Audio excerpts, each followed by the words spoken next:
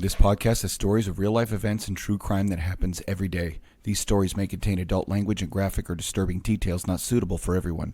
Listener discretion is advised. 132 in Bush, I've got him at gunpoint. Check your left phone, we're going to pull that direction at this time. They're pulling them out. 911. Advise ready for camp. Welcome to another episode of War Stories. I'm Chuck. This is Kevin. He was a guest on last time. Tom can't make it. He got hung up at a school deal for work. Because we all know he's the head protector of security for a school, so he has some issue there. But last time we had Kevin on. He was the ICAC Detective, the Internet Crimes Against Children. Works for a big task force, or works with a task force. And we got into all of his stories. How are you, Kevin? I'm good, man. How are you? Good. Yeah, just living the dream like we always used to say at work. Yeah, I'm excited to be back for part 2, man. I had a blast the first time, so. Well, yeah, I mean, and the whole time I think we just talked about the crimes against children, it was such an eye-opening thing, and we kind of got into like how, you were put on this earth to do something, and kind of you're like, man, that's kind of your calling, really. So last time we didn't really get into, because you spent so much time on that, but you were you've had a big career in law enforcement, patrol, and also SWAT. Yeah. So I've been in law enforcement for 15 years, and hopefully I got another 15 or so ahead of me, but I've done a lot in that 15 years because it's just always been one of those things I wanted to try a little bit of everything to just see what I really loved. Right. And so, I was on patrol for, just a few years, and made my way over to our SWAT team. I was on SWAT for 10 years. I did the ballistic, I was the ballistic shield operator for a while. So I was the first person through the door on all of our entries for a long time. Then became a team leader and got to experience leading some of the most hard-headed and difficult human beings on the planet, SWAT operators. I love them all to death, but it's like, I would rather be in charge of a kindergarten class some days, than try to manage those guys. But they're great, and it was a great time, great part of my career. And then, like you said, I moved over to ICAC, and I've been doing crimes against children for the last 5 years, and who knows what I'll be doing 5 years from now, if Right. something comes up. I said on the last episode that I'd like to work crimes against children for the rest of my career. But that's just kind of, how it is with agencies, new administrations come in, and so hopefully they won't move me around, but you never know. So. Yeah, absolutely. And I had a few friends in law enforcement where I worked, and they worked down at Gangs and Narcotics Division, and then all of a sudden we got a new regime change. New people came in, some people complained about some stuff, and the next thing you know, shit's getting shit canned, and guys who were there for 10, 12, 15 years, and they just never needed to go above patrol officer 2 or 3 and to make detectives. So they were in basically a massive unit, or a division in Los Angeles for the Los Angeles Police Department called Gangs and Narcotics Division. And it's massive, right? And they have all these different facets to it of different investigations and units and things like that. Well, I had a friend who was there for 15 years, and he was just a patrol officer 3. So he was a training officer, and they kicked him out because they said, you have to be a detective to be here. And he's like, but I've been here for 15 years. I know my job. I like all this stuff. Like, a detective doesn't need to do this stuff. And they kicked them all out because they got mad. And I was like, damn. Dude. And here's the deal. Here's the fucked up thing is that you will have administrators come in, and they have no problem upending people's entire careers for no other reason than, well, my philosophy is different. So you're going here and you're going there and you're going here. And it's kind of madness, especially when you have somebody like your friend, 15 years in one role. That dude's a subject matter expert. Why Oh in the yeah, hell would you want to move him out of there and replace him with somebody who doesn't know what they're doing yet? That's the guy that you want training the new guy, exactly. not being replaced by him. You know what's crazy is that they always pride themselves. I'm going to talk a little bit of shit right now on LAPD, but they always pride themselves as being modeling themselves after the United States Marine Corps. And me being a Marine, and so having served in that gun club, I look at them and I'm like, okay, that's cool. Like, but there are so many things that you say that you modeled after the Marine Corps, just not the attitude. Yeah. Only their uniform, and that's it. And it's pieces of the uniform. And I'm like, but you left out the main thing is the attitude. And being a subject matter expert in the Marine Corps can actually hinder some things that you want to do in the Corps, like moving to a different unit or trying to go over here and do that, because they want to keep you, because they only have so many subject matter experts in that field. And face it, if you're working for a private company, you're going to get paid more. Working for the Marine Corps, you're going to get paid shit, and they're going to try to keep you there for as long as they can. But so like we're working LA, if you're like, oh, I model myself after that, and I'm like, nah, dude, if you did, you would want to keep this guy there for forever, because he can teach new detectives, green detectives coming in, who have maybe never worked this facet of investigations, and he can teach them, and then they become the expert and whatever, and they're his boss and yada yada whatever, because those dudes were doing hardcore investigations, like it was legit. And I have so many friends that are over there but like you said, new regime changes, things change, and it sucks. And so I feel for all those guys that are out there that they get screwed over like that, but hopefully that doesn't happen to you, because I mean, there's not very many people that I know that can withstand the stuff that you guys do. There's not many people that want to do it. I mean, the reality is that, like, there's a lot of dudes that are fantastic cops that are just, they would take a bullet, for your average citizen. But you ask them to look at some of this stuff, child porn and they're like, fuck no. You can have my badge before you'll assign me to that.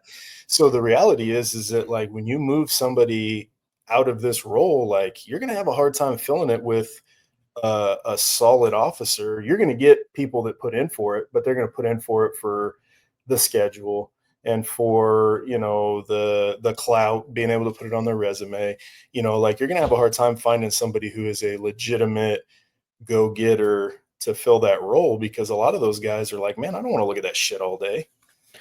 Exactly. And that was the biggest thing when because I wanted to go work crimes against persons or sex. Once I wanted to become a detective, it didn't work out, whatever. But I worked a lot with our sex detectives, just because we were in a cigar club together. So every time he saw me, he'd be like, hey, you want to come on this follow-up with me? You want to come up with this investigation? I'm like, hell yeah, because I'm going to learn a lot. And, I can ask you the dumb questions that I'm not afraid to ask other people, or that I'm not afraid to ask you, because you're my buddy. And we get to talk a lot of the times about that. And I would go to him for a lot of advice, and he would tell me, like, oh yeah, no, that's that site right there. That's like a sexual, like, people go and get our victims on that site. And he told me all this stuff about, like, Talking Tom and all this stuff, because he became our night watch detective and he was also our sex detective. It was crazy, but he's taught me so much stuff. And we got to talking one day, and he goes, that's the hardest part of our job or my job that I don't like, is having to see all those videos and pictures. Yeah. Well, and probably the worst, and I don't think that we talked about this on the last episode, because we tried to get through a bunch of stuff, and so I didn't really dig deep on a whole lot. We got some time today. Yeah. But I was in the middle of an ICAC investigation, and came across a video that was absolutely horrendous. And this is the point in my career where I realized I need to make sure my sound is off when I watch these videos, because the sound is what gets you. And I do remember talking about that in the last episode. Yeah. But this particular video was a video that it was in a basement somewhere. It looks like a freaking dungeon. And they had, and anybody who's listening, if you plug your ears if you don't want to hear graphic stuff about child abuse, because I'm going to describe the video. But it was she was probably maybe 6, 7 years old. And she was hanging from the ceiling by her feet. They had wrapped a chain around her ankles. She was hanging from the ceiling, and there was a woman wearing like a devil mask, and was literally torturing this little girl on video. And there was there was sex toys involved, Ooh. and I mean, dude, it was like it stuck with me for a long time. Now, I bet.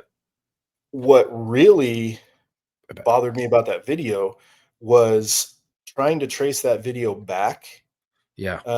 to figure out where it came from, and it ended up coming from somewhere in fucking Mexico. So I didn't even have jurisdiction to Oh. try to figure out who created the video, who was distributing the video, because Mhm. it came from a different country.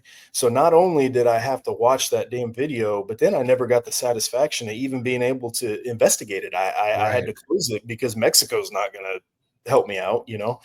So Right. that's the type of shit that really sticks with you, is not necessarily what you see every day, but it's the cases that you couldn't make a difference.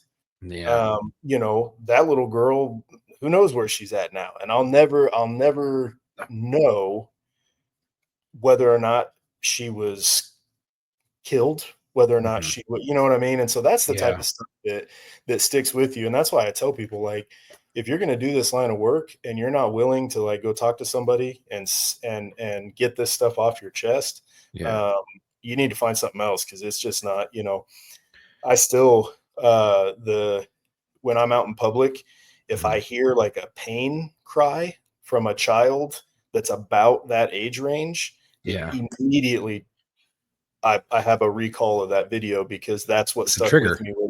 Yeah, it was a trigger. That's what stuck with me, Yeah. was that little girl's cry. And so you got to be able to work through some of this stuff. And it's not as big of a trigger now, because I've done what I needed to do to try to Right. um, work through that, you know, with some therapy and stuff like that. But if you're not willing to admit that, like, ah, man, that video kind of fucked me up, you know, if you have that tough guy syndrome, like, Mhm. you're going to be doing bottle therapy instead of, you know what I mean? So, Absolutely. but And I think that's a lot of cops right there, is that tough guy persona, where, and because they don't want to ask for help, because they don't want to talk about it again. They don't want to think about it again. And think if I can just shut it off, not think about it, and push it out of my brain, and I don't remember it's there on a day-to-day basis, it's gone. yep, And and then you start drinking a little bit, and then next thing you know, it's coming back, and you're like, oh fuck, and then you drink more because you want it to stop and you want it to go away. And it's like this vicious cycle. But the best and fastest way to get rid of it is talk to someone about it and understand why you're having it, understand the feelings, and go and let yourself feel the emotions. yeah. Otherwise, it's like a death by a million paper cuts, because Yeah. that one video will bother you, right? And Mhm. then, like, you'll rationalize it, and you'll be able to put it in the back of your mind, and it'll pop up every once in a while, but no big deal, right? And then, you know, you see another video, and then another one, and another one, and after 10 years of doing this, you have so many triggers that it's built up so much unresolved stress and anxiety over what you're seeing. Yeah. But that's when you have the crazy crash outs, and the, you know, the officers that are, you know, committing suicide, or drinking themselves to a divorce and no relationship with their kids and all that shit. Yeah. And it's death by a million paper cuts, and it's insidious, because you can rationalize it like, oh man, it was only one video. Well, yeah, that was one video, but then what about the next one and the next one? And it all compounds, right? And Yeah. so that's what's hard to explain to people. Is it's not like one giant event that gives you PTSD. Sometimes it is. For some officers, it's like one Right. traumatic event, right? One big Right. a school shooting or something crazy like that. Right. But for most of us, it's the small traumas every day that eventually Mhm. compound into PTSD or stress reactions, and we don't recognize it as that, because we've just gotten used to dealing with the small traumas, you know? Um, Yeah. Exactly. And so oh, go ahead. continue. No, I was just going to say, so it's difficult to explain to people Yeah. you know, when people hear like, oh, you have, you know, PTSD or some type of a stress reaction, they immediately think that like, oh man, you were in a gunfight, or you were, you know, overseas, you were in the Marines, you know, you were overseas and you Right. got hit with an IED, and you know, Yeah. but that's a small percentage of officers and soldiers and Marines that have PTSD. It's oftentimes it's the little shit every day that compounds. Right. So Yeah, and in working for, in law enforcement, you're gonna get that. You're gonna, especially if you work patrol for a long period of time, especially in an agency where you take on all the investigations, and then once you've done everything that you can and you pass it off to the detectives and then they take over, right? So I know there's some agencies out there that when you get certain things, you immediately call the detective and you're like, no, we're hands off. We just do X, Y, and Z. And then you go out to mhm, patrol. I don't know, maybe the smaller agencies. I don't know. I've had a few coppers that were like that. And I was like, oh, that's interesting. Because we investigated absolutely freaking everything till we couldn't. It was like relentless follow-up as like something that they kept telling us. Relentless follow-up. If you have the time, you're gonna do it. Obviously, if you don't have the time, get all the info and all the details, put it down, send it off to the detectives, but you're doing the report, so like working and dealing with all that stuff. At first, I was the same way. I was like, oh man, it is what it is. You see a dead body, you're like, that's part of the job. You go to the next call, you see a dead kid. That's part of the job. You go to the next thing, you get into a fight. Maybe it's, every fight is fight for your life, but it's a bad one. Push it out of your head. Go to the next one. You see someone try to kill themselves, or you see someone kill themselves, in a graphic way. It's just another day on the job. You see a bad child abuse or a bad sexual assault, and you're like, I feel for you. Gonna push that out. Just another day on the job. To the point where you get to a point where it's your glass is half, or it's full, right? You got half empty, half full, or full, right? And it's something what I learned in peer support. It's like, where are you on that level, and what are you doing to help yourself combat that cup? Because at some point in your career, you're going to be at I'm full and I can't take any more shit. And that's when you have to do a self-assessment and call it. Because if you don't, you're going to do a lot of detriment to yourself, your family, friends, everybody, up into losing your life. Right? for It's sure. it's serious shit. Like, people don't understand. Like, oh, I'm fucking big, bad, tough guy. You are no match for your brain. Mental illness or stuff that can trigger anxiety, depression, post-traumatic stress, you're fucking no match for it. Like, Yep. you can't handle it on your own. And I think a lot of coppers, they have that tough exterior. I know I did. And to the point where I got to a level where I was like, I fucking need help. Yeah. And I ended up getting it. And I'm still on that road, and I'm still struggling with a lot of different things. But there are certain things, and I know coppers who've seen way worse shit, and I dealt with him and I talked to him about a lot of that stuff. I mean, kids dead in a bathtub, like fucking Casey Anthony shit, just nasty, the scum of humanity. But you got to take that self, uh, I guess, evaluation of everything that's gone on in your life and in your career. And maybe if you can do some preemptive measures, and, and be proactive with it instead of reactive, and get the help, or it's like, your brain's just like your body. You work out your body. Why wouldn't you work out your brain? Why wouldn't you make it more resilient through exposure therapy, talk therapy, just regular therapy with a therapist? Why wouldn't you do that? Why wouldn't you Sure. go do all that? And it's all, and don't, I'm not saying go to your department and do it, but there's so many people that you can go out there, people on the internet and things like that, where you can just Oh talk to yeah. them. Yeah, So most insurances cover it. we have a program. Well, my agency doesn't. We used to have a psychologist that was like kind of considered on staff, right? And like Right. they were willing to talk with you about stuff. And now, and Dr. Jennifer Prohaska. So here in the Kansas City metro area, she created a program called Tactical Longevity. Okay. And it's exactly what you're talking about. It's, hey, let's do proactive work before there's an issue Hmm. to create the ability to extend your career mentally, like psychologically, because you're prepared for these stressors and the Hmm. psychological impact of the job. And she does a fantastic job of putting on this program, this training, teaching officers how to handle things before they happen, so that you Right. don't end up like me and you after the fact where you're like, Yeah. damn, I need to talk to somebody.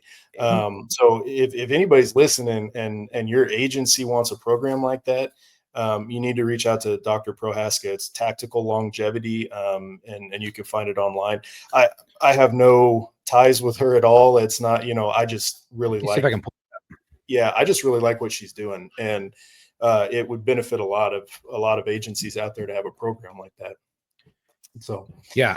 So I think this is, and I'll share my screen real quick. Yep. But before I do that, I think a lot of this stuff happens like where coppers, the glass gets too full. But I feel like a lot of the times it's late in their career because the older you get in law enforcement, the younger you are, the more limber your body is, the less likely you are to get hurt or injured. And the older you get, the more likely you are to get hurt or injured. Because if you're sitting in a shop all day, or a patrol car, whatever you guys call them, out there, the guys are listening, and coppers and stuff. You're sitting in it for, let's say, the first 6 hours of your shift. It's early in the morning. You haven't stretched. Why would you stretch? You're eating, you're doing all these things. You're getting out, you're walking up to a couple calls, you're doing whatever. You're sitting back in your squad or your shop or whatever you call it. And next thing you know, you have a backup or a help call come out for one of your partners, or you see some dude just rob some lady in broad daylight. Next thing you know, foot pursuit's on. And you're out of your car and you're running, and then you tear your Achilles, you tear your hamstring, you tear your ACL, your MCL, your PCL, whatever the fuck, you tear it because you're older, you're not limber anymore, you haven't stretched, and you've been sitting in a seated position for the last 4 to 6 hours, and your muscles are kind of starting to atrophy because they're getting tight. And you go to run and you tear some shit, and then you're stuck at home for an extended period of time getting surgery or whatever, or a sprain, or it's like anywhere from 3 to 6 months, right? You're at home. But this whole time you were staying busy, right, on the job, and there was things keeping your mind occupied. But when you get injured and you're older and you don't have anything else to occupy your mind but time and watching the fucking paint dry on your walls or watching the same shit on TV, that's when the stuff that you thought you pushed out is coming back. And I think that's where a lot of officers are getting or having issues is, they have an extended period of time off, they have time to think, and then all of a sudden shit starts flooding back that they thought they got rid of. And I mean, when that shit hits you, it's like a wave. It's like a tidal wave. It's not like each piece that you put in there was it's very small. Okay, it's very small, and then it built up, and that's this massive snowball. It's coming smacking you right in the face, and it hurts and it sucks. But I could be completely off. But this is Tactical Longevity, I believe. Yeah, let me just share my screen real quick. I'll show.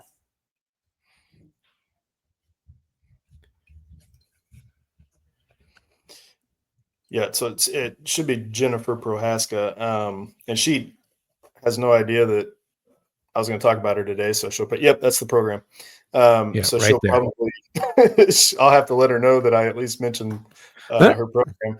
But it's great. She's incredibly personable. And the only thing she does her entire practice is first responders. And so she does first responder psyche evals for the hiring process. She does, personal one-on-one therapy type stuff. She does after traumatic events.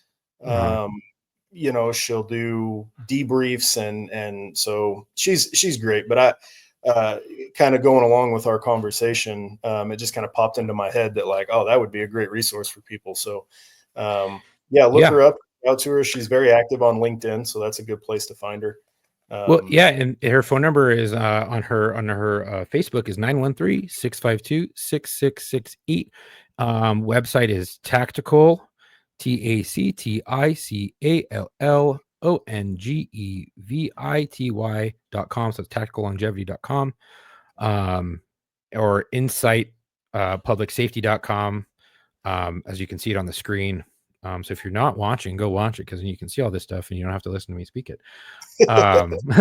But yeah, I mean, follow her. If you go to that website, like I just shared, you can see her LinkedIn, Facebook, Instagram. If you just go all the way down to the bottom or go to the contact page, and if you want to talk to her, send a message, there you go. But yeah, so all the stuff that you dealt with in crimes against or you are dealing with, and the ICAC stuff, the crimes against children, You were in SWAT prior. Did anything in SWAT or patrol ever affect you like the stuff that you saw, like the same way that you saw it in ICAC or are currently seeing in ICAC? So I know they're two totally different things, but no. You're right though, so I would say that whether I was responding on patrol or doing some type of SWAT call out or what I'm doing now, the things that affected me the most were the things that involved children. That was just, yeah. I remember specifically my very first week of patrol training. We got a call for somebody who had been hit by a train.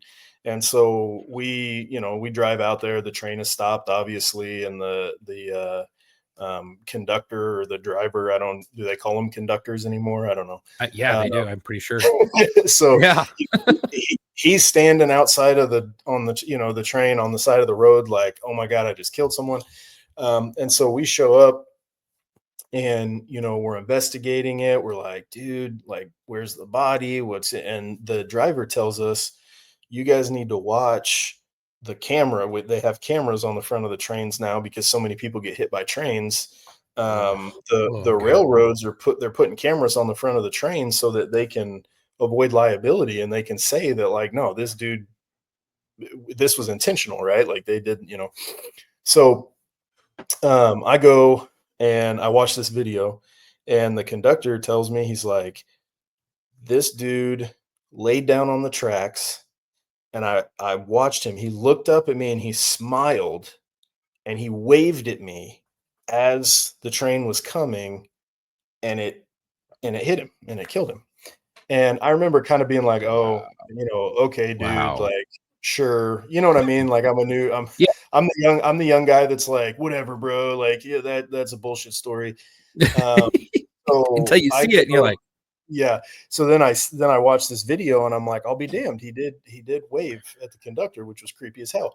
So yeah, then we go and I start looking, because obviously that type of an impact, like, the body could be anywhere.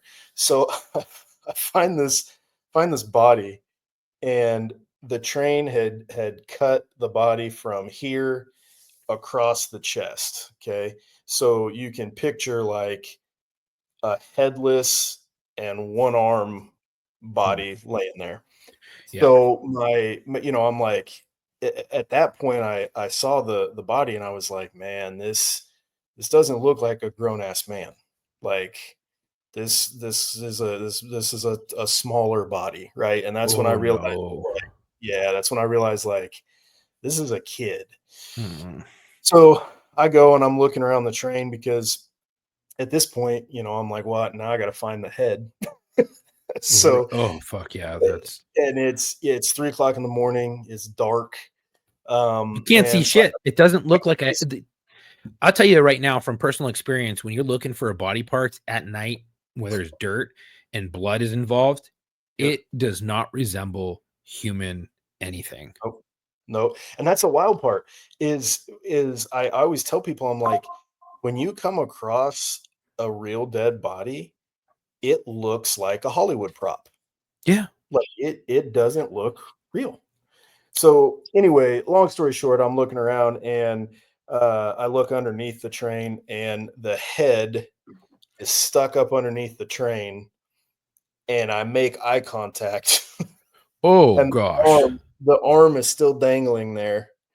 And it looks like, dude, I swear, and it looks like it's kind of waving at me, right? And so you keep in mind, I'm a new patrol officer, and I'm Yeah. like, dude, what the fuck did I do signing up for this? Right. So we go back and we locate the kid's car. And inside the car, he's got stacks and stacks of notebooks.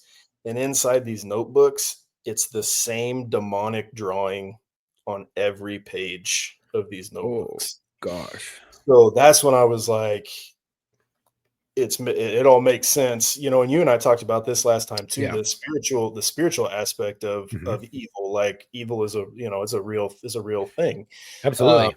and so whatever this kid was into, he got messed up in the head somehow, and like you could just tell these drawings and like the little things he wrote all over the place, like it was severe like mental illness, probably mixed with like some pretty evil shit. Yeah. And then that explained laying on the tracks and smiling and waving as you're getting ready to get hit by a train. Like normal people Yeah. don't do that. But it No. turned out to be a 16-year-old kid. And we found his cell phone. And mom kept calling and calling and calling and calling because she didn't know where he was, and I ended up answering and having to explain the situation to her. And so that was one that stuck with me, mostly because Yeah. a um, I'm devoutly Catholic, and so Oh yeah, that's idea gonna mess with you. the idea of like the demonic, like Mm, it stuck with me that like, dude, this shit mm. is real. Yeah. And then the fact that it was a kid, it was like, man, no kid should be in a place mentally where they feel like, they need to kill themselves. Um, Right. Like, so I mean, that one like, stuck with me. yeah, when I was a kid, like all I wanted to think about was skateboarding, my girlfriend, getting Girls, it yeah, in, yeah, video games, football, parties. Like there was never, I never had any stress as a kid. I was like, what dumb shit are we gonna get into today?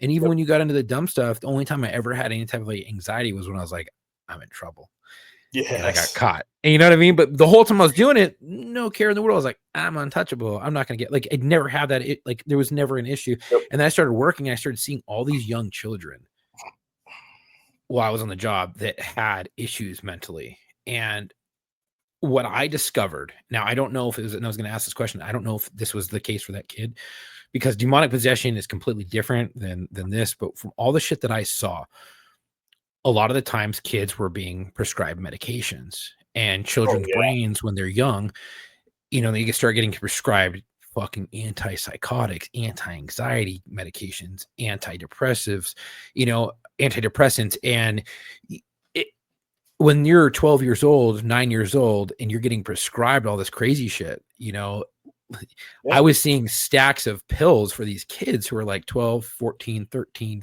16 years old. And they're on some crazy shit, right? Because one pill will interact with their brain, cause them to do different things. Then they'll counteract that behavior with another pill. And yep, then the yeah, behavior that comes from that pill, they counteract with another pill. Next thing you know, this kid's on like 3 or 4 fucking pills and their brain's not even fully developed. You know what I no, mean? So the chemicals no. imbalance in their brain with all the medication is causing them to go all fucking haywire.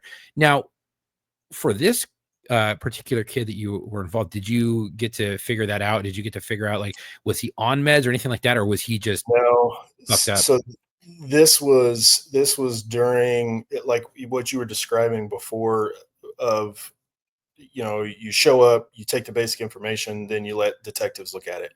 Right. Um, this was kind of during a time in our agency where it was like patrol officers handle calls, detectives handle investigations. Yeah. That's it. No crossover. So yeah, so unfortunately I didn't get to do much of the follow up. A detective showed up and did, everything else after that. And then I just went on to the next call and I never thought to ask because I got busy doing the next thing and the next thing. Yeah. Um, but yeah, to your point, I remember when I was growing up, and I'm sure it was the same for you.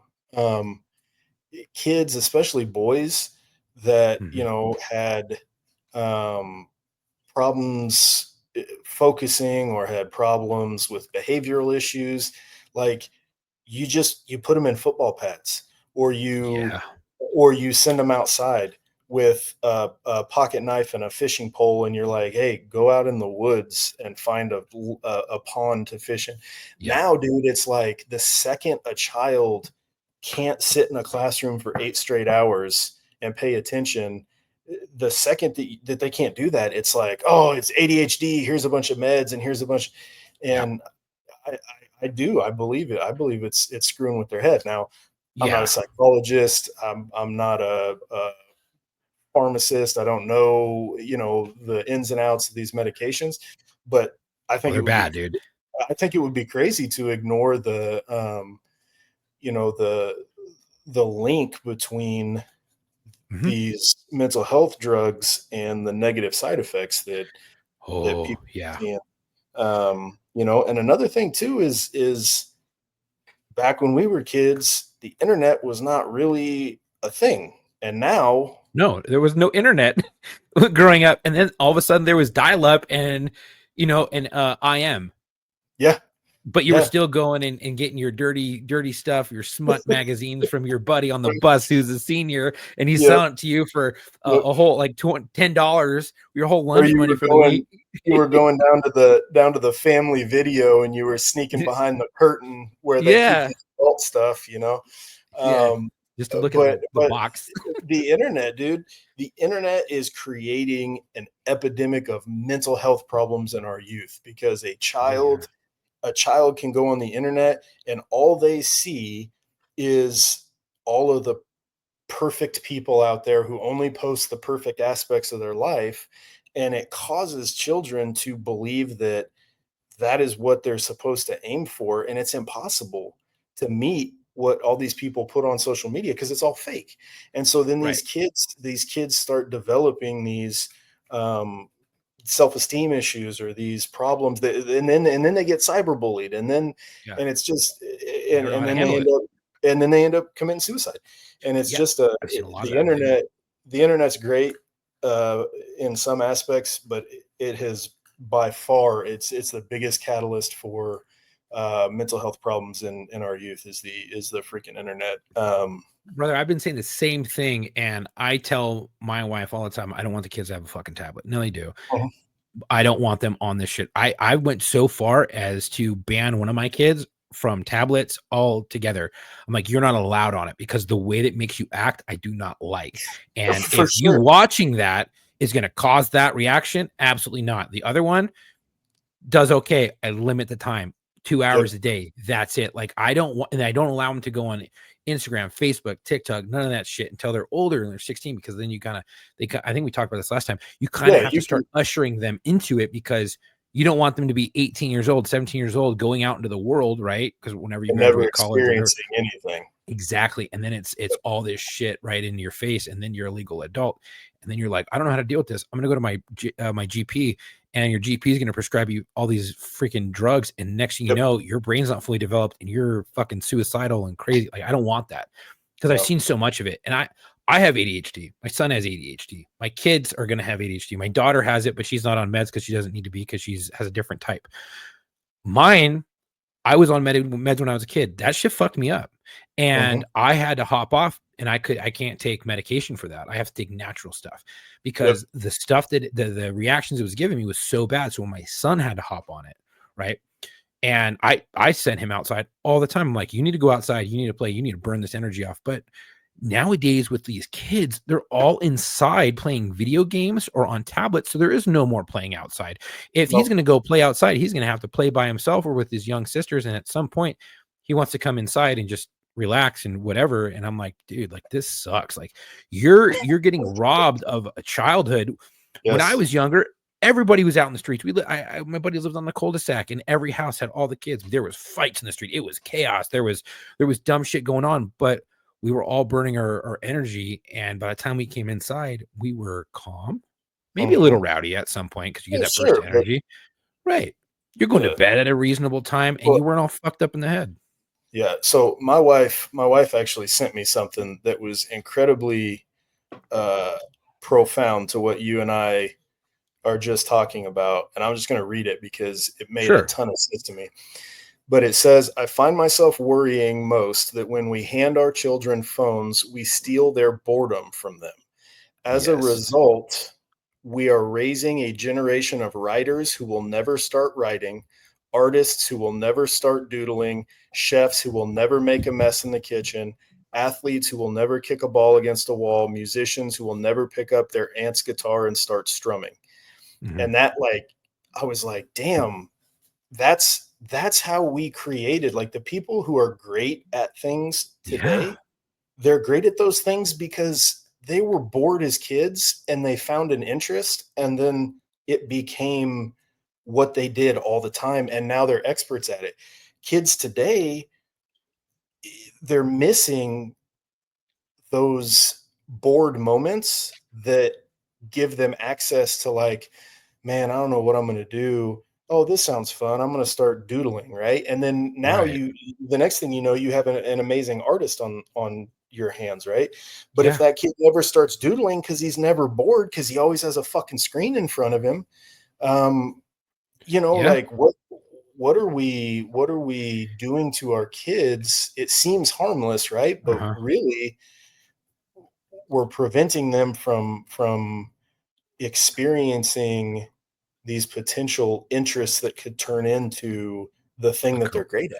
Right, it could be Yeah, a career. I mean, yeah, we trade that in for a cheap dopamine fix for 30-second video or a 10-second video, and you get that cheap dopamine fix, that fast fix. yep, Whereas if they were doodling, the dopamine fix came at the end when they completed the project that they were working on, and then they were proud yes, that they completed on it, and then they just spent the last 2 hours working on this, and they see it and they're like, "That's fucking cool."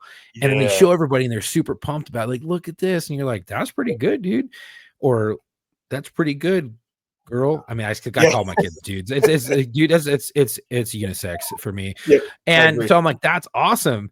And they get to do that. The crazy thing was is that when we took the tablet away from my daughter, um, she got into, cooking, and now she sits there and watches me cook because she doesn't have a tablet, so I make her board, and she'll just sit there and be like, "Oh, dad's cooking, I'm gonna go watch," and she gets real close, and I'm gonna have to back her up because she wants to see absolutely everything that's going on, and I'm like, "Dude, you're gonna be really good at this," and if as long as I, thinking the same thing, keep you bored, keep you intrigued in this, because the moment I give you a screen, you're done.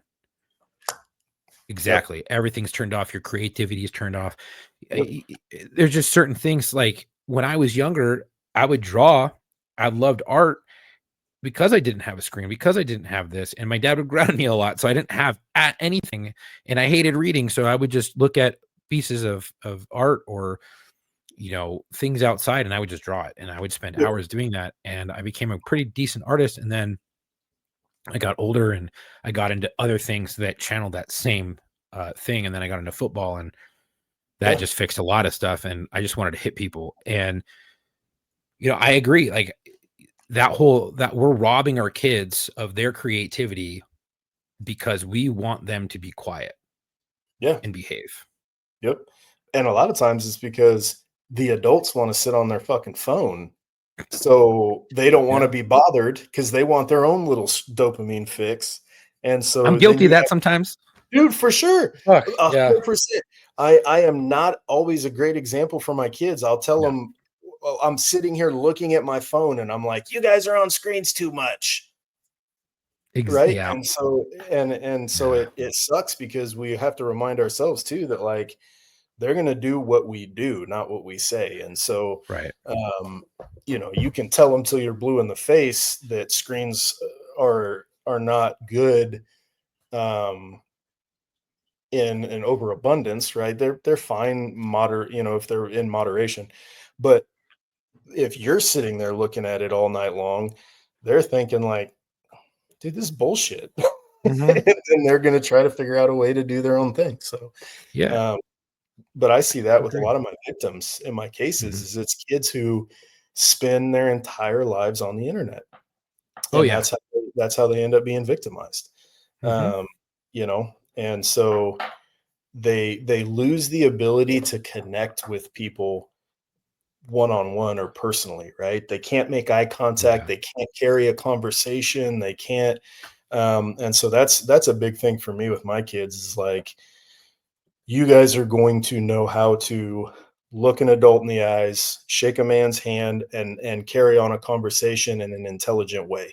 Yeah. And if you can do that, you will be wildly successful in this world because very few people can do that anymore. Funny. It's as simple as that. If you Yeah. the bare It, minimum, it's crazy that is like a form of judgment now, is like how well you shake a hand, because back in the day men would shake hands, everyone shook a firm yeah, handshake, and if you didn't, you weren't looked at the same as everyone else. But now it's common for to get that dead fish hand and whatever, and you're just like your command presence or your personal presence, just it's lacking, it it's is. weak, it's It is. childish. I don't know. I went so far as, and I didn't even think about it one day, and I went to my son's baseball game, and I came up to one of the coaches there and I shook his hand and I was like, "What's up, brother?" And I shook his hand. He looked at me and he goes, "That was a really good handshake." And I was like, "Thanks." Fucking weird thing to say. And he was like, "You would be surprised on how many people can't shake a fucking hand." And then we Dude, started talking about the same thing that you just mentioned. Yep. Yep. It's either you either get the dude who does like the dead fish, or you get that motherfucker who's like squeezes super quick so you don't even get your hand all the way in there. So then he squeezes your fingers, and then you're like, dude, let's do that over again because I have a better handshake than that. And you squeeze too quick, and then it's awkward, you know, and then it's like, you know, there's always that fucking guy, and then he's like, oh yeah, you know, and then he feels like he won the handshake battle, you know. Oh, dude, with people like that, so I like have a little bit of a funny bone in me. And if I get squeezed like that and the guy immediately comes up and just fucks my hand and I'm sitting there like this and I'm like, ooh, that was good. And he's like, oh shit. And I'm like, you could have waited till I linked up with you, but you Yeah, destroyed my man. hand. I Like, make him feel stupid for a little bit. And then it opens up. It's like a good icebreaker. And then we kind of joke about it. And I was like, you want to redo that? You want to, you know, whatever. And then sometimes I'll even fuck with people bro. and I'll just shake their hand when they do that. And then I'll do the little inside where you do this and you scratch the inside of the finger. Like, what the fuck? And I'm like, yeah, hey, yeah, whatever, man. you know, just, but yeah, a firm handshake when you, especially like, I hate going into interviews when they're like, oh, let's do it over the computer. I'm like, fuck you. I want to see you in person. I want you to see Yeah. how I look. I want you to see Yep. what I look like because I'm not a soup sandwich and I want to shake Nope. your fucking hand. I want to Yep. talk to you in person. And I think it's being a detriment to society or in general is when you do like these interviews and stuff like that. Imagine going for a detective spot or a sergeant spot and you have to do an oral interview and they're doing it over a webcam with only Yeah. audio only, and you can't show them how you look, how you're presented, how you shake a hand, how you do anything, because command presence is everything, especially in law enforcement, any type of investigation or any type of management role or a role where you have to command respect. For If sure. you show up, you look squared away and you look put together, you have a good command presence and you shake a firm hand, you have a firm handshake and you speak direct and straight to the point. You look someone in their eyes when you're speaking to them. That commands respect, and people are like, oh, I'm going to fucking listen. Yeah. Well, And and that's what yeah, I was just going to say is if you stand up. So when I was part of our training division too, so I was a full-time training officer for a while, and when I first started getting up in front of people who outranked me or officers who had been around for longer than me, yeah, I was like, oh man, these fucking guys, like they know more than me. So like they're not gonna listen to me. And then I was nervous.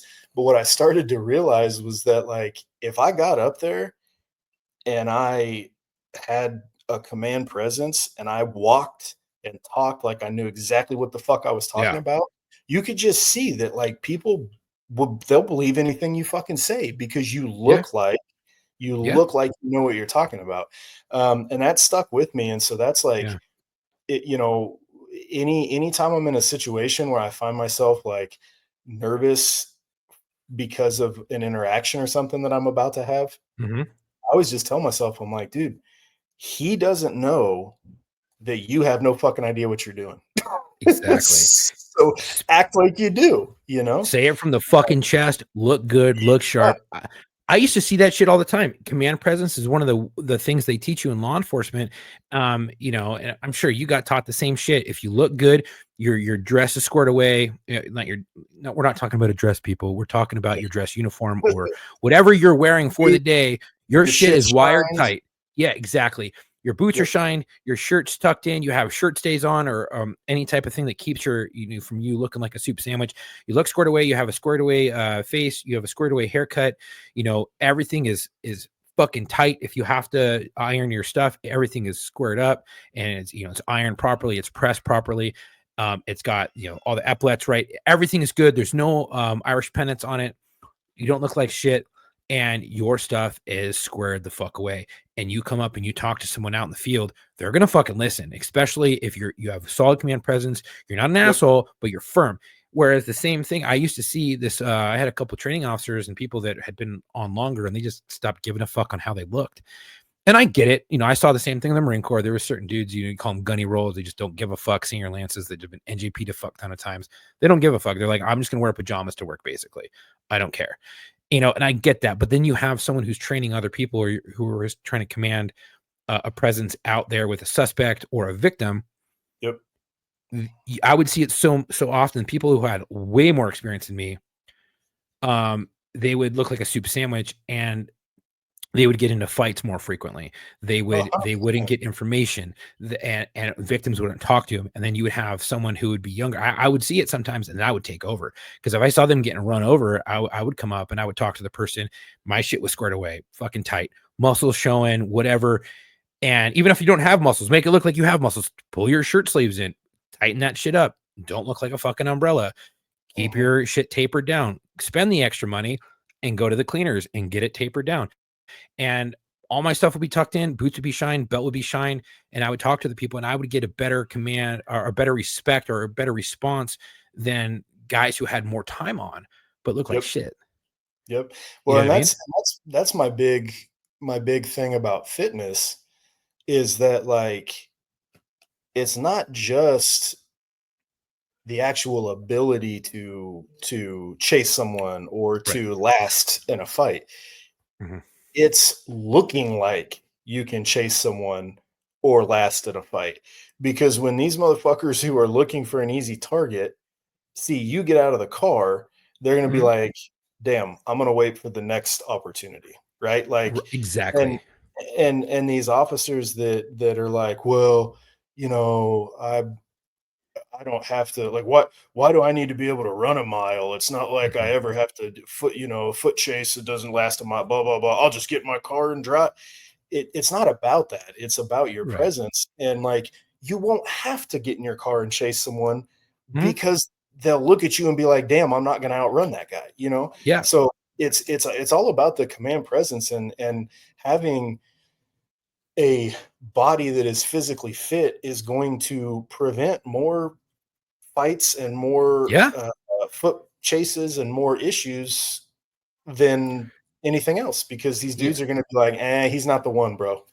Yeah, exactly. So, And I've seen more out of shape, overweight officers get involved in shit, right? Than the guys who are fit and looking sharp, right? yep, And I learned this early on. I mean, it was preached to us in the academy, it was preached to me in the Marine Corps. You look good, stay sharp, you get less shit, right? Don't look like a soup sandwich. Plus, I got it drilled into me in the Marine Corps. Don't look like a piece of shit, right? Don't be a yep, shit bag. So I was like, all right, this is how you have to look. And plus, I respect the badge, I respect the law, I respect the uniform, and I feel good wearing it. So if you look good, you feel good, type of thing. And yep, I was working in the southern part of Los Angeles, and we had we're rolling up on some rolling 40s, and there was another officer already there, and it was a fucking shit show already. And we had some suspects that we had to detain, and I think it was 3 of them. And I had that door popped in the Crown Vic, popped out as the car was still rolling, drew down. I was like, get the fuck on the wall now. And we both popped out. Shit was like, and we all got out. These dudes popped up. You know, one of them tried to run. The other two stayed put, and we caught the other one. And they all stopped, and we hooked them up, and yada yada. It was all said and done. And then you change gears, and you're just like shooting the shit, because that's how you get info, right? And I'm just shooting the shit and talking to these dudes. And I was like, hey bro, like, you mind me asking? I was like looking at everybody else like, why the fuck didn't you guys run? And the one dude's like, you look like you were gonna catch me and beat the fuck out of me. I didn't want yep, to get into a fight today, and I didn't go yep, want to get my ass beat. yep, And you look like you can beat my ass, not gonna lie. And I was like, respect, dude. I get it. And I was like, yeah, yep, I would have fucked you up, and I would have caught you. I was like, for you have no sure. idea. I was And ready. and and the cool thing is that there's also the dudes on the flip side Mhm. that they look good, right? They look great. They're fucking in great shape, but Yeah. they don't know how to do what you just said, where now that the danger is gone, now you can fucking dial it back and you can shoot the Yeah. shit. You can be a normal dude. And there's some dudes at the other end of the spectrum that they are so fucking aggressive that they do cause fights and problems because they don't know when to dial it back. And Yeah. so it's funny because there's always like that balancing act where you show up and you're like, like you said, like, get on the fucking ground, get on the fucking wall, blah blah blah. And then at some point, like, it's time to fucking holster up and be like, "Hey, Yeah. bro, why don't you take a seat so you're not having to stand? It's fucking hot out here, man, blah, blah, blah." And then you try to build rapport. And it's funny how many people can't do that either. So it's like, Yeah. you know, there's officers that just don't know how to build rapport. Everybody's a fucking shitbag all the time, you know. No, man. They're humans just like us, bro. You gotta be like, all right, man, it's cool. Like, Yeah, I won, you lost. It's a game. We call it how it is, and you shoot the shit with them because the next time they see you, they know that you mean business, but you're going to be cool. So but you're even also if they cool run about it. from you, even if they run from you, when you catch them, they're less likely to fight. And if Oh, they sure. fight and you fuck them up one time, the next time they see you, they ain't running. They're Yep. just going to You're stop. like, damn, Chuck, you got me that last time, man. Yeah. You You know? thump them up one And, time, it and changes a that's lot. and so it's funny because when I interview these chomos, I've done hundreds of these interviews, and um, when you listen to my interviews with these guys, you're like, dude, this fucking guy, it's like he wants to be this chomo's best friend. Like, dude, I'm sitting there and I'm like, hey, Mhm. look, man, I I don't think you're a monster, bro. I think you made a silly decision. And, honestly, that fucking 14-year-old girl you were chatting with, bro, the way she was dressed, I mean, she looked way too old to be wearing that. And then they start being like, "Oh, yes, I know, right?" And then that opens up. I mean, they will fucking tell you everything if you pretend like, Exactly. "Hey, man," and Oh then my gosh. afterwards I walk out. I walk out and I feel fucking dirty because I'm like, Yeah. "Oh, I had to pretend like I fucking like that Oh, dude." I know what you're talking about, but it was something that was brought up to me like by I think it was a sex detective, and he was like, you can lie to them, right? And I'm like, what do you mean? They're like, in a sense that you can fake the way that you are to Yeah, build a rapport to get yep, info. You don't you exactly the way you said it, that's exactly how he basically framed it. And you talk to someone, especially in sex, because you it's so hard to get convictions in sex that yep, you have to sometimes play a fucking part for and sure. talk to these people and let them feel comfortable, because the moment they feel comfortable, they just let shit rip. And it's, sometimes it's spontaneous statements. Sometimes they just will answer anything that you say because they Yeah. think that you guys are boys now because you both think the same way. In real reality, you don't. It couldn't be farther from the truth. You're using a tactic.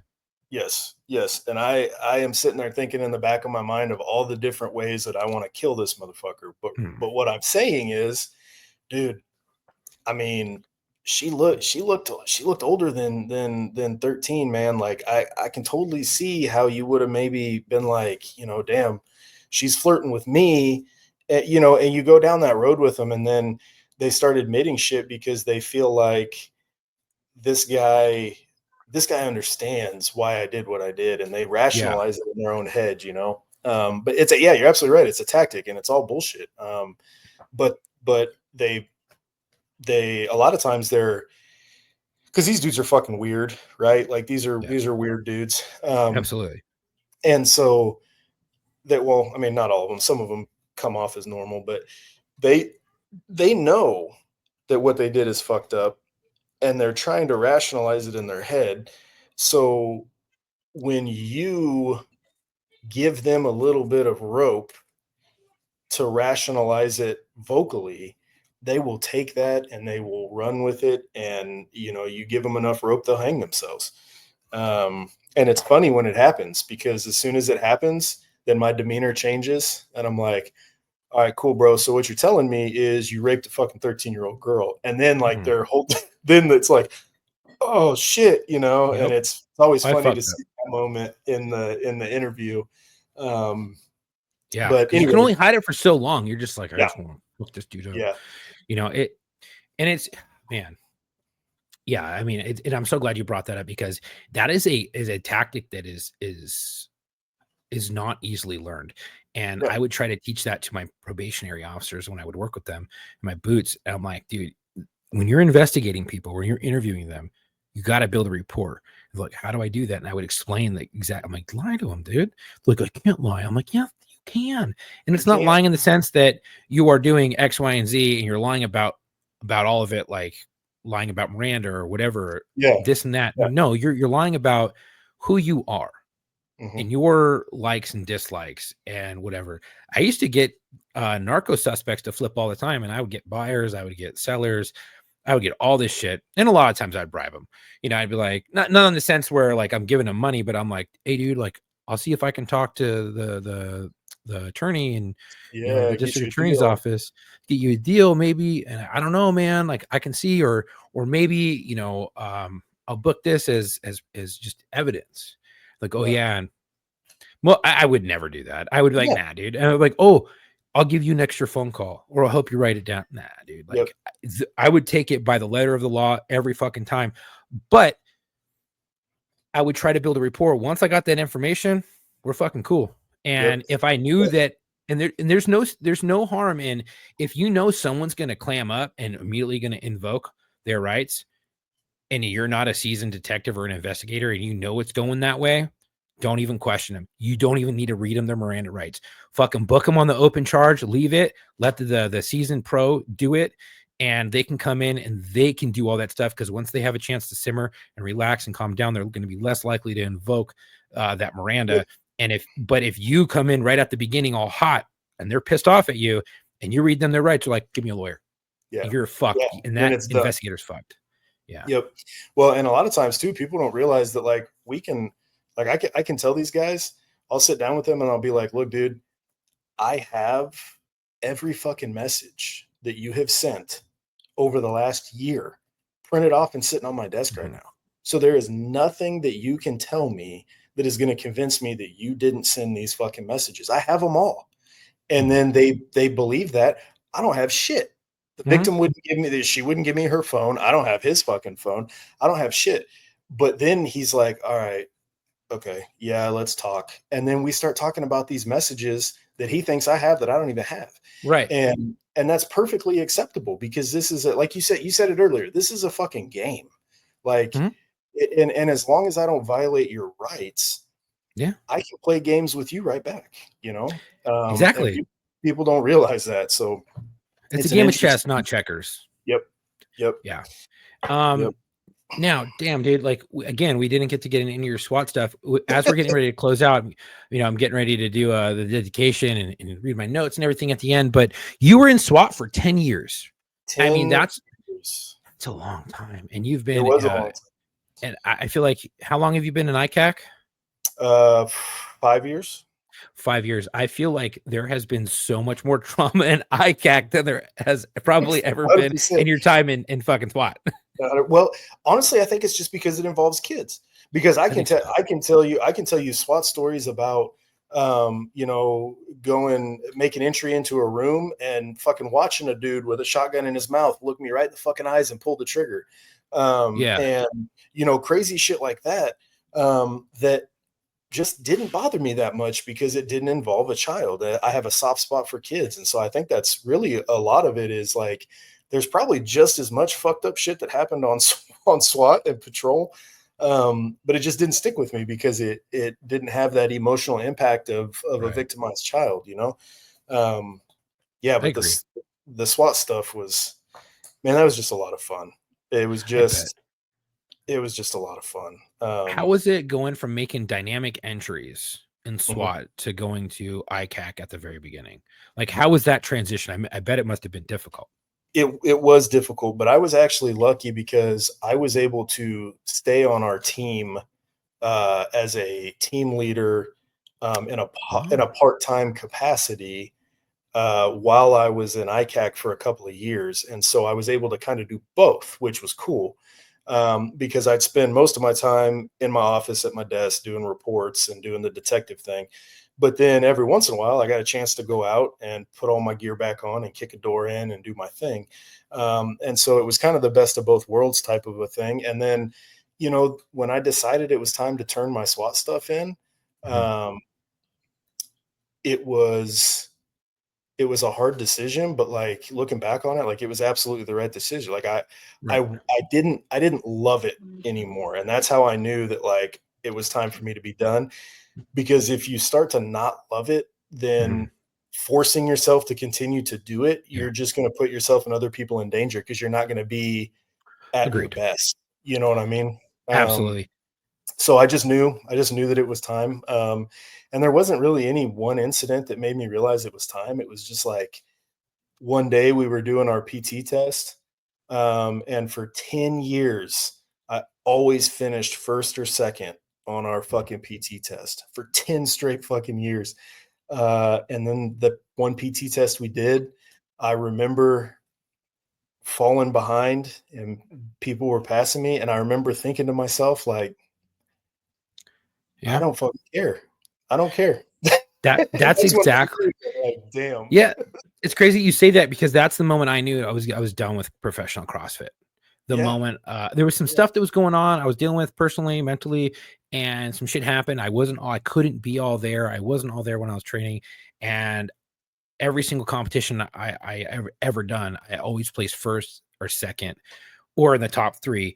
And I was competing with dudes that I had been smoking all fucking year. Like I was second or first overall. And it was the fittest cop in the world and fittest firefighter in the world. It was sponsored by CrossFit, and we got invited for part of the CrossFit Games to go and compete against one another and the Police and Fire Olympics. And I took last.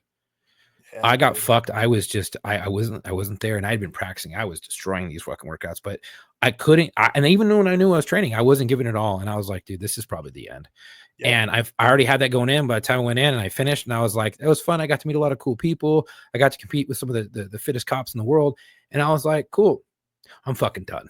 Like, It's I time to can't be do this done. anymore. Exactly. Now we're going long, but I would be remiss if I didn't ask this question, and it's kind of a 2-parter. And I know the fans would probably want to hear it. Was there ever one crazy call out that you went to on SWAT that you were just like, holy fuck? And can you talk about it? And then the other part is there something, as we get ready to close out, is there something that you can tell other people that could help them? And I know you've been doing it all episode long, and you've been giving really good advice. Is there any advice you could give to new coppers coming on? Yeah. So So the craziest call I probably went on, the one that bothered me the most, it actually didn't end with like any crazy trauma of somebody blowing their head off or a bunch of bodies or something crazy. It ended with the suspect, who we thought was in the house, walking up behind us armed and touching one of us and saying, "Hey, I'm right here. I'm ready to turn myself in." That one fucked with me because he could have fucking killed a bunch of us if he wanted to. So that call started with a wife calling in and saying, "Hey, my husband, who we had a lot of interactions with this fucking dude. He was a sovereign citizen type, and just a really difficult dude to be around. Tons of guns, which I fucking love guns, but it's always one of those things where like those two types of personality, or that type of personality with weapons, is like, okay, that's something that we need to keep an eye on, right? And so he gets into a fight. It turns into a DV thing with his wife. His mother-in-law tries to intervene, and he, shoves her around. And he's been drinking and doing whatever drugs he's been doing. And he goes and he gets his gun, tells everybody to get the fuck out of the house. They all leave. And then as they're walking, he starts cracking off rounds, and they take off running into the woods, and he starts taking his rifle and he's following them as they're running through the woods. shit. Now, do I think he was actually trying to shoot them? I don't know. I don't. I think maybe he was more trying to scare them. But he was definitely tracking them and making it to where they felt like they were being shot at, right? So we rolled up in our armor, and the mother-in-law said that, because first, patrol got called, they set up a perimeter, they did their thing, then we get called, and SWAT, everybody thinks that SWAT is like, you're there instantly and we're ready to go kick ass, but usually it takes a fucking hour to get everybody spun up, or more sometimes. Right. So by the time we get there, the scene's already locked down. And the information we got is he's in the house, he passed out on the couch. He has an AR-15 style rifle and a pistol with him, but he's passed out on the couch. Mother-in-law says she saw him. He's asleep. I guess she went back into the house at some point. So we're like, okay, cool. So we set up our perimeter. We start calling him out, all that shit. And after hours and hours of calling this dude out, we're like, okay, he's not coming out. So we're gonna have to go in and get him. So the team is getting ready to make entry into the house, and we're all sitting there, obviously looking in at the fucking house and our perimeter that we set up. And we hear footsteps, and one of our operators, and I don't, obviously it wasn't me, so I don't remember exactly how the conversation went, but I remember hearing him all of a sudden go, "Get the fuck on the ground." And so we all turn around. Oh, dude. This fucking dude came crawling out of the woods and just walked up to us to surrender, and none of us even fucking saw him because all the lights were shining in, everybody was looking. It was in the middle of the night, right? Right. And so we took him into custody, and we were like, "Where's all your guns?" And he pointed us to a spot in the woods where he had been for like the last 3 hours, laying there with a scoped fucking rifle, watching us. Wow. And dude, Wow. he could have fucking picked off every single one of us with his rifle. We had no idea he was in the woods.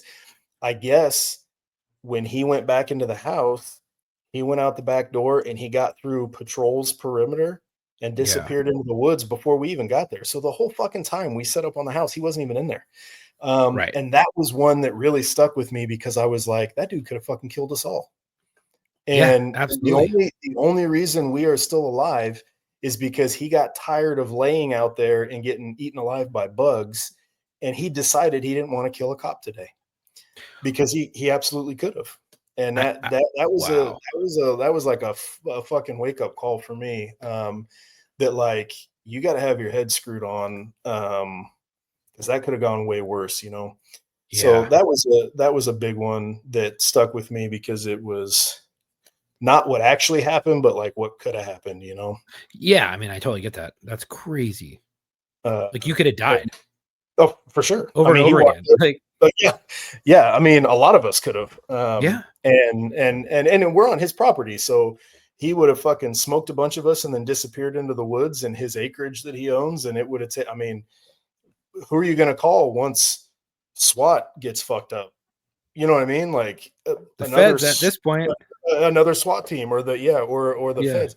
So yeah, it was just a crazy situation. So, Wow.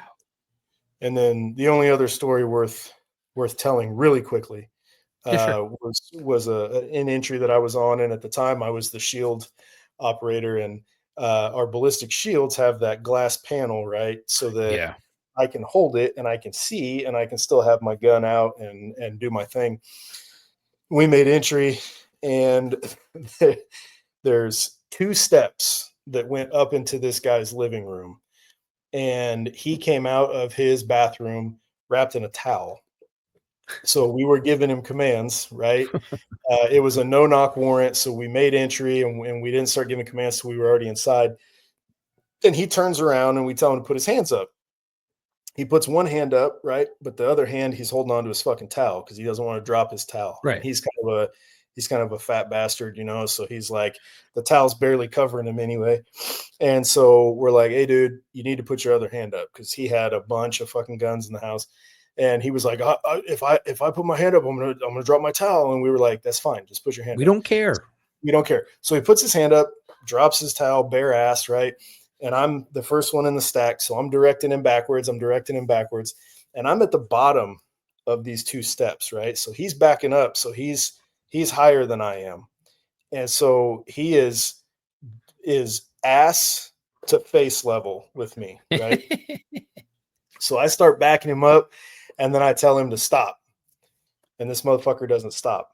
And I'm like, stop. That dude backed his ass all the way up and pressed his fucking cheeks against my glass port.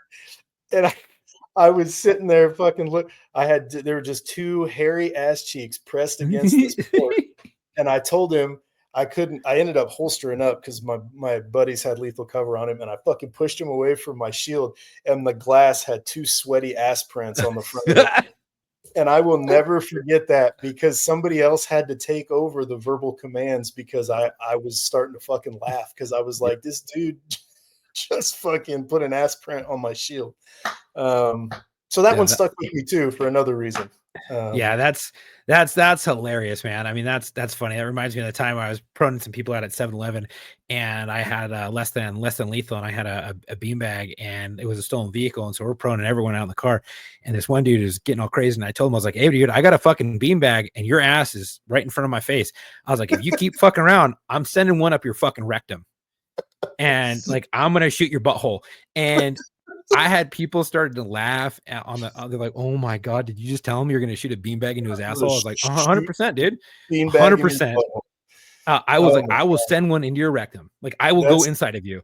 And my sergeant was like, he was like, Chuck, shut the fuck up. And I was like, what? I was like, I'm telling him what's going to happen. This is the best angle I have. And that's where that round's going to go. It's going to go in his butthole.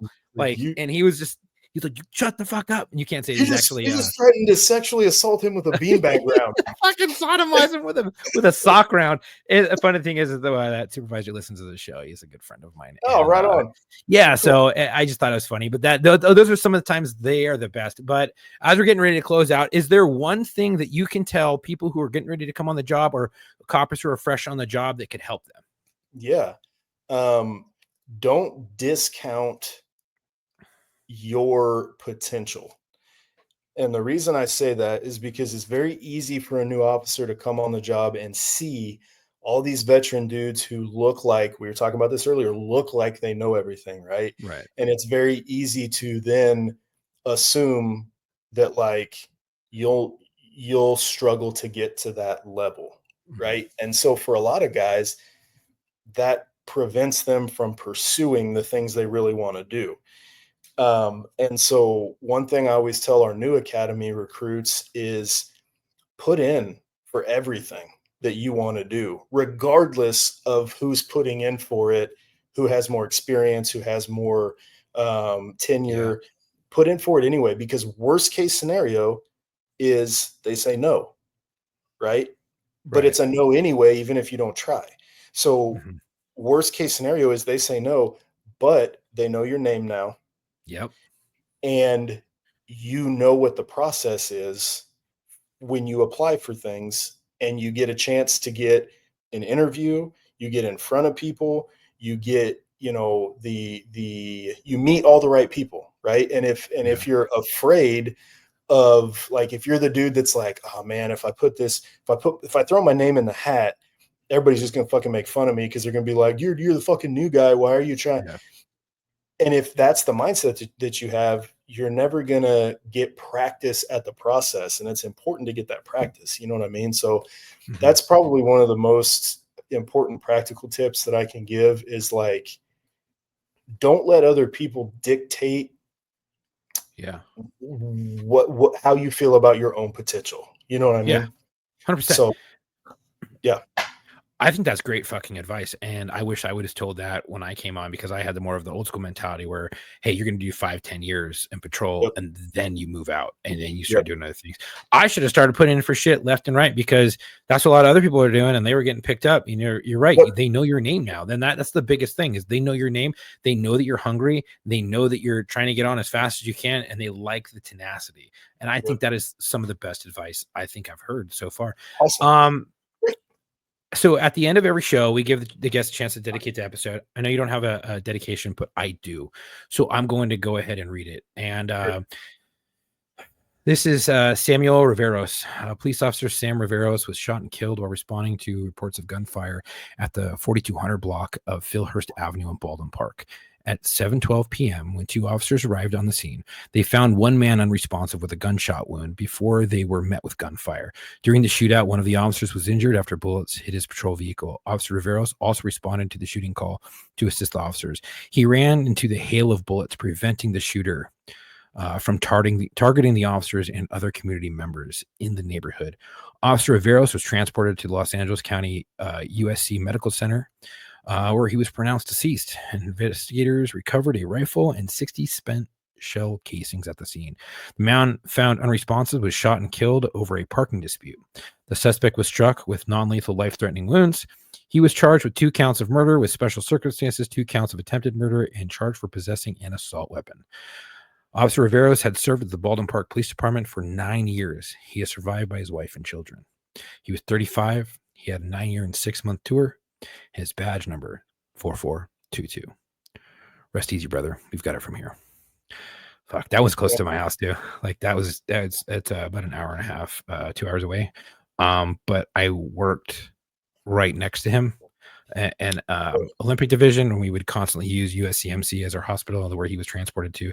And I have some friends from that agency who I used to work undercover with for CrossFit Games. So when I heard that, I was like, damn, dude, like how many times have I been to a scene like that? How many times have we had that call and we get there and everything's code 4, the guy put his gun down, and then you get there and you take him into custody and everything, and this dude just like saving officers and gets shot. And it sucks that we have to keep doing this stuff, but we're going to continue to do it until there are no other officers to talk about. But if that day comes, it'll be a godsend, but the chances are that that'll never happen. So rest easy, brother. We've got it from here. As we get ready to close out, Kevin, thank you so much for coming on. Thank you for coming back for part 2. And honestly, we got into some conversations that we haven't had on this podcast in a really long time. And it kind of got back to the roots of everything and, speaking our mind and talking about things that are happening to us and the real shit of law enforcement and the real, nitty gritty and things that help with self-preservation and survival in law enforcement. I think what we talked about today is going to help some people, a lot of people, and it's getting back to really the war stories roots. And I really enjoyed today's conversation. And I think that a lot of good info has been put out and a lot of really good, because I'm really a big advocate for mental health, officer survivability, and what's the other one? Just overall resiliency with officers. And I think we talked about a lot of really good stuff, and I think that it was amazing. So thank you so much for coming on. If you have anything going on, please let everybody know. And if you don't, it's okay. Yeah. Well, obviously, we talked a little bit about my business, and I think in the last episode, so Guardian Training Solutions, we have created both online and in-person classes to bring to law enforcement that are really no bullshit, hands-on stress inoculation type tactical courses. And so check out guardiantrainingsolutions.com. Look at the courses we're offering. We are actually in the process of trying to expand outside of the Kansas City metro area. So if there is anybody out there who is an incredibly talented instructor, or an agency that would like to potentially partner up to host a bunch of classes next year, holler at us, regardless of where you're at in the country, because we're trying to expand. And so guardiantrainingsolutions.com, we're offering all kinds of different classes, and I'm really just trying to improve, like you said, officer survivability on the tactical side of things with officer skill sets. So check that out. Come train with us. If you're in the Midwest, come to some of our classes in the Kansas City, Missouri area. And if you want to host, or if you want to come on as a trainer, reach out to me, and I'd love to have a conversation with you. That's awesome. And that's guardiantrainingsolutions.com, correct? Yep. So go check all that out. And I know we have some chiefs of police that listen to this. If you are a chief, or you are a dep chief, or a captain, or anything like that, high up in your agency, and you're thinking about guardiantrainingsolutions.com for your officers, I think you'd be remiss if you didn't talk to them, or didn't just at least get some info on it, because it could change your officer's life and actually help out your community members and making them safer. And, for sure. And all around a good thing. So, and for the brass out there, we're putting on a leadership certification course right now. Hell yeah. With several former sheriffs and former chiefs of police who have the type of mindset where they're servant leaders, and they are there to provide resources to their people and motivate their people, right? And lead in a way that creates morale and brings up the next generation of officer to be hard chargers and go-getters. And so check that out. That's on the website too. The leadership certification course is going to be a blast. It's partially online. It's a hybrid course. It's partially online. And then there's also an in-person component where we're all going to get together and do some tabletop stuff. And then I'll probably take everybody out for drinks. So check it out on the website. That's fucking awesome, dude. That's cool. So Chiefs of Police, you would be remiss if you did not sign up for this, or captains or any type of brass for leadership. Yes, please. So thank you, Kevin, so much for coming on today. Thank you all today for tuning in. If you enjoyed today's episode, make sure to follow us on Instagram at war_stories_official and our Facebook at War Stories Podcast. If you already follow us, we'd really appreciate if you could share our post and help spread the word. You can also check out the link on both platforms in our bio to find all of our social media, our media links, website, and our podcast. Our podcast is available on all major streaming platforms, including YouTube. If you'd like to support us, head over to our website at www.warstoriesofficial.com. Grab some merch. Do you have a story to tell, or do you know someone who does? We're really looking for law enforcement, veterans, corrections officers, dispatchers, firefighters, medics, ER docs, and ER nurses to feature on the show. If you're interested, email us, if you're interested, go to linkedin.com/warstoriespodcast and talk to our producer Dylan there. You can also email us at booking.warstories@gmail.com. But if you go, Dylan's on top of it. If you go to LinkedIn, that's the best way to get a hold of him. If you don't have a LinkedIn, create a LinkedIn. It's a great social media platform. It's for professionals, and it's great. And you can hook up with other cops and see what's going on in that type of world, and maybe even get a job offer. You never know. So go there. And also check us out on TikTok. Our TikTok is www.tiktok.com/warstoriesLockerRoom. Thank you for the support, and stay safe out there. Until our next episode, come home with your shield. We're on it.